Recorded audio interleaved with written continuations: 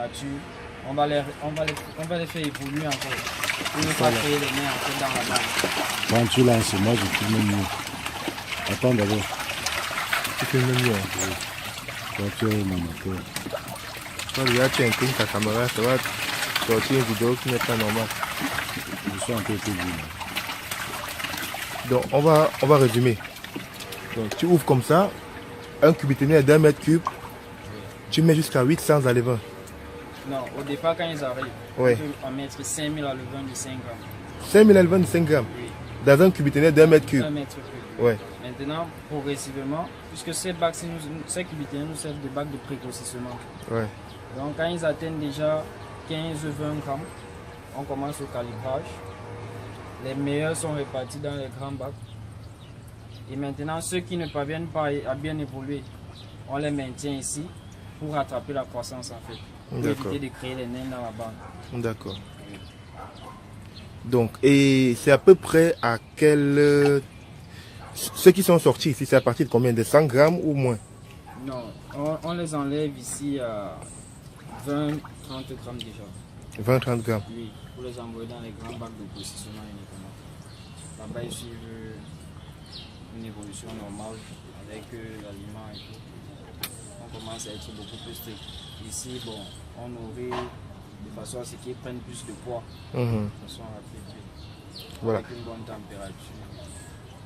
Et le fait qu'ils soient nombreux, ça permet de maintenir la température élevée alors? Oui, entre eux, ça c'est un peu des régulateurs de température, puisqu'ils sont nombreux et puis le volume d'eau n'est pas assez important. Mhm. Donc du coup, même si l'eau est en principe à 25 degrés sortie peut-être du puits, quand ils arrivent ici, et comme ils sont nombreux, ça crée une petite élévation de température qui peut passer même à 26, 27.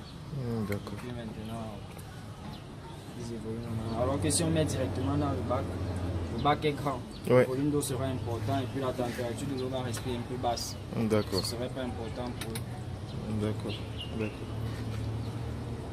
Et donc, les gens posent souvent la question de savoir, parce que, en rapport avec l'aliment, quand tu mets 5000 à levain de 5 grammes ici, tu leur donnes quel type d'aliment au moment où ils ont 5 grammes? 5 grammes, à 5 grammes déjà, ils prennent le 1.2. Le 1.2. Oui, à 5 grammes c'est le 1.2 et après on passe au 1.7. D'accord. Je sais que c'est un peu difficile à évaluer comme ça, mais 5000 à levain avec le 1.2, tu leur donnes quelle quantité, quelle ration journalière? Généralement, on donne 7% de la biomasse. À 5 grammes, 7%. 7% de la biomasse. D'accord. Mais c'est fonction de leur appétit. S'ils en demandent plus, Oui. on leur donne plus pour gagner en temps en fait. Pour que s'ils évoluent bien, déjà après 1-2 semaines, on va passer au 1.7. D'accord. Ils sont rapides quoi. Donc c'est 7%, mais s'ils ont l'appétit, moi je conseille de donner. D'accord. Leur faire manger, leur faire prendre du poids. Et puis maintenant, on pourra jouer plutôt quand ils seront déjà un peu plus grands sur l'alimentation. D'accord. Mais voilà, il y a des personnes qui aimeraient bien faire ça, c'est-à-dire à partir d'un petit cubiténaire comme ça chez eux. Mais seulement, ils n'ont pas de bac de grossissement. Si quelqu'un souhaite grossir jusqu'à l'âge adulte dans un cubiténaire d'1 mètre cube, combien de poissons est-ce que tu lui recommanderais de mettre? Pour mettre pour un de son aliment de 5 grammes ou de 10 grammes jusqu'à la taille marchande de 500 grammes par exemple, Oui, il peut mettre 400. 400. Dans un cubiténaire. D'accord, Tout le cycle. d'accord, Puisque déjà 500 grammes, 400 c'est bon. d'accord. Ils vont grandir normalement puisque les meilleurs résultats Ouais, c'est entre 350 et 450 ouais. par cubiténaire pour 1 mètre cube. Donc du coup moi je conseille de rester dans cette gamme là. 400. 350 et 450. Pas de D'accord. déborder. D'accord. Déjà 500. Si tu as 500 et que tu as 500 portions de 500 grammes, Ouais, ils seront trop à l'étroit. d'accord. Donc c'est mieux de rester entre 350 et 450 pour un D'accord. cubiténaire comme ça. Ça va. Et est-ce que c'est trop exigeant en eau? Quelle eau est-ce que tu utilises ici toi personnellement? C'est l'eau du puits. Hein. C'est le puits.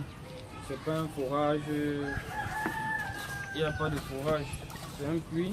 C'est un puits aménagé qu'on a mis les buses à l'intérieur. Puis on a mis une pompe immergée. C'est un puits de 7 mètres. Pas plus de 7 mètres. 7 mètres de profondeur. 7 mètres de profondeur, c'est vraiment de toute cette exploitation. D'accord. Est-ce que c'est possible de le faire avec l'eau de la SNEC?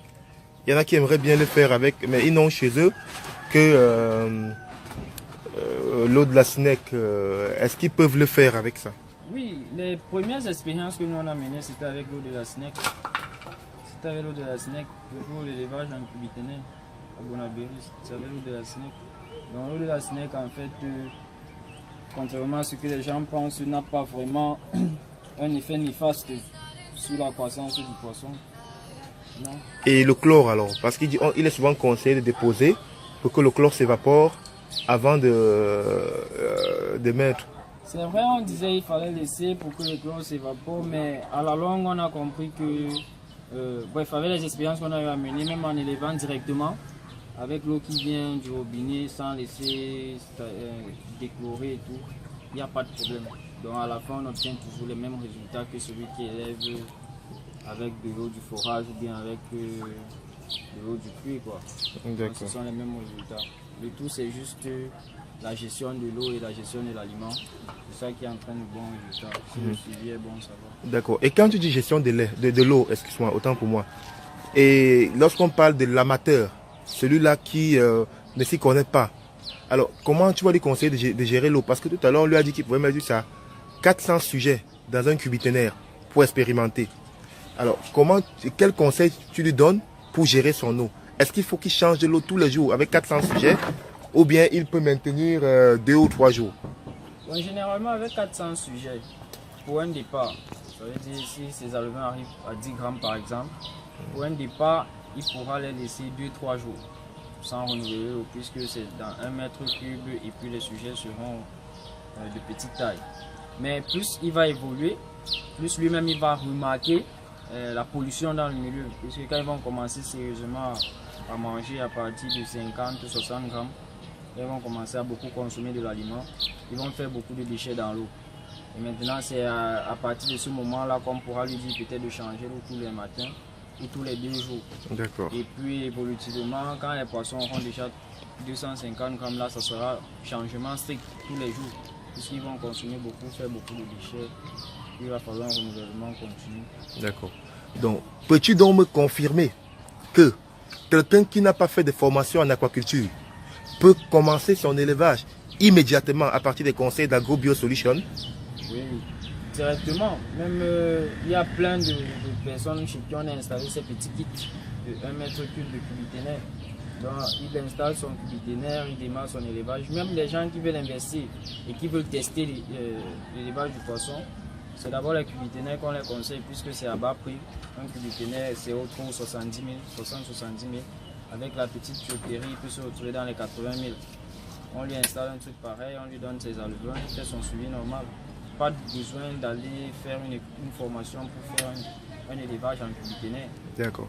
Donc on résume qu'avec 80 000 francs, celui qui a déjà de l'eau, peut-être un puits ou bien l'eau de la SNEC, est capable de commencer son élevage avec 400 poissons. Maintenant, il faut qu'il se prépare quand même à acheter l'aliment chez Agrobio Solutions, l'aliment de marque Le Guessan. Oui, et des alevins de qualité, en fait, c'est d'où part tout le truc. Ouais. Parce que si on lui donne aussi des alevins qui ne sont pas de bonne qualité, il pourra nourrir ces poissons qui ne vont pas prendre du volume. Et il va commencer à penser que c'est peut-être parce qu'il élève en cubiténaire ou bien c'est l'eau de la SNEC qui a une influence. Oh non, s'il a des alevins de qualité, dès qu'il met, il prend son aliment, le Guessan, il fait son suivi normal. Au bout de 3 mois et demi, il pourra déjà avoir les poissons de 400 grammes. Donc si on part d'un élevage de 10 grammes, jusqu'à la sortie, à 3 mois et demi, il pourra avoir déjà ces poissons de 400 grammes. Alors, est-ce que en travaillant avec Agrobio Solutions, il est sûr d'avoir votre assistance technique et votre accompagnement en tant qu'ingénieur chez Agrobio? Il est sûr d'avoir, puisque nous on est ouvert 24 heures sur 24. Il y a des gens qui appellent même à 22h, 23h. On est là pour les servir. Mais c'est juste que c'est sous programme. Tu appelles, tu as un souci, on prend ta localisation, on vient intervenir le plus tôt possible. Si on est dans la zone, ce sera une histoire de minutes en fait. D'accord. C'est juste si c'est un peu loin, c'est ça qui va juste prendre le temps pour se déplacer. Mais sinon, il peut appeler à n'importe comment, à n'importe quelle heure, on va lui donner les conseils qu'il veut, sans souci. Ouais. Est-ce que tu peux également lui parler de l'assistance technique que nous apportons aux éleveurs via le groupe WhatsApp. Oui, bon,